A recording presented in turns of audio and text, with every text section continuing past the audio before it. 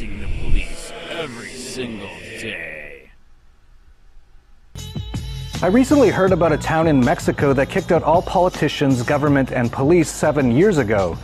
Right away I thought, I need to visit this place.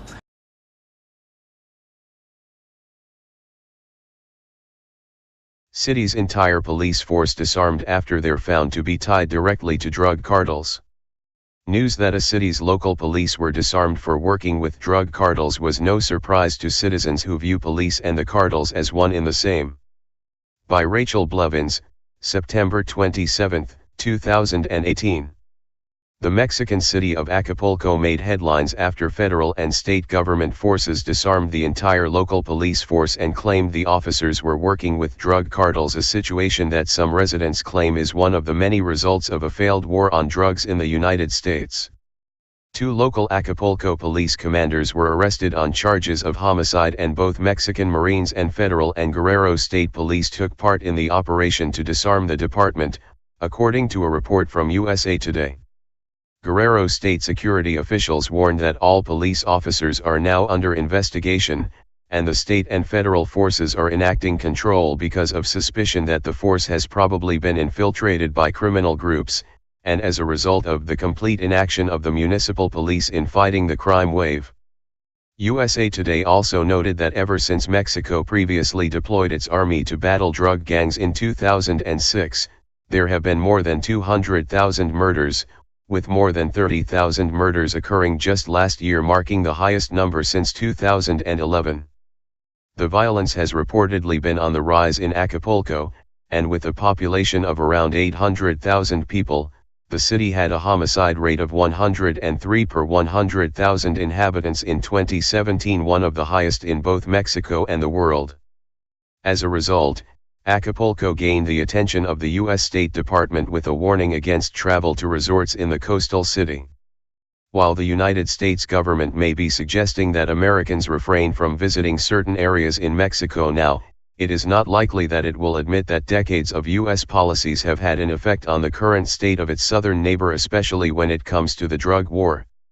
The U.S. has taken a step backward under Attorney General Jeff Sessions, and he announced plans to rescind a policy that keeps federal prosecutors from aggressively enforcing federal law in states where cannabis is legal in January 2018.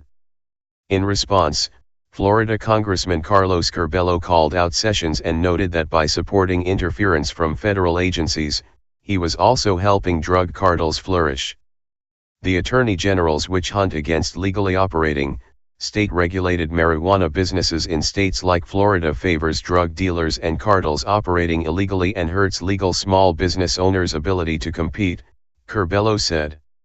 However, the impacts of the war on drugs in the United States and in Mexico are very different, and while it would be shocking if a city's entire police force was disarmed for connections to drug cartels in the U.S., some members of the public in Mexico view police officers and cartel members as one in the same.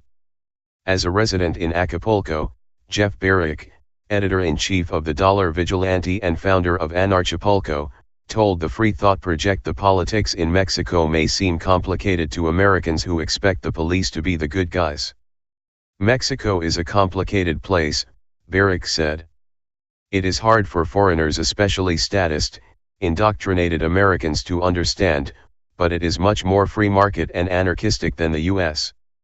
Your average Mexican doesn't like government or police. And, in Mexico, there isn't much difference between the cartels, government, and police. They are all factions of the same groups. In fact, Barrick went as far as to say that when comparing government, police, and the cartels in Mexico, the least harmful have been the cartels. In many places, it is the cartels that help to protect people in their area. So, this news that the police in Acapulco has been removed is multifaceted, Barrick explained. It is always good when the police are removed, in my opinion. The fact that they were removed by the military is the negative, as the military works for the federal government. But, to date, the military in this area hasn't caused much harm to the locals. So, I take it as a positive. Barrick went on to note that he blames the current predicament in Mexico largely on the harmful effects that have resulted from the decades-long war on drugs in the United States. Of course, all of this is caused by the ridiculous and harmful war on drugs, pushed by the fasco-communist U.S. government, Barrick said. It isn't a war on drugs. It is a war on people. If that were to end, then all of these problems would go away.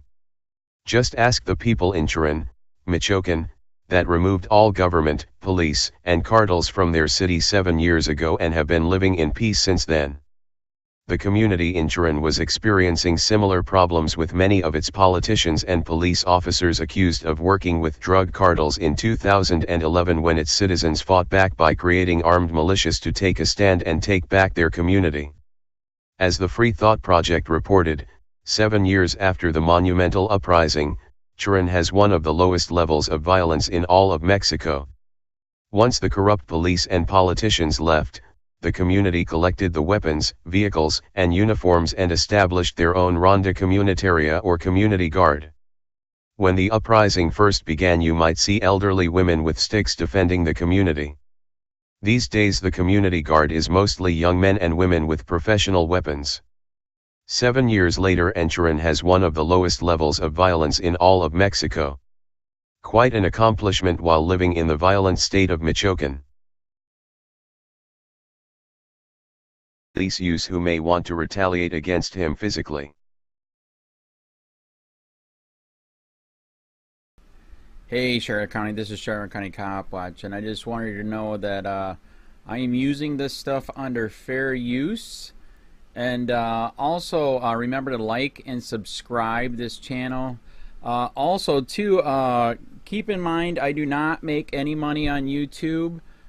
This is 5 hours work a day, you know, fighting for freedom. And you can donate with PayPal and Patreon. I just want you to think about this. If everybody gives to PayPal and Patreon, Patreon is every month. Actually, PayPal you can do every month. I have 12,000 subscribers. If everybody gives, I can quit my regular job and go full-time investigations on Charlotte County and possibly even more and beyond. So just keep that in mind. If everybody helps out, I can go full-time doing this. Thanks.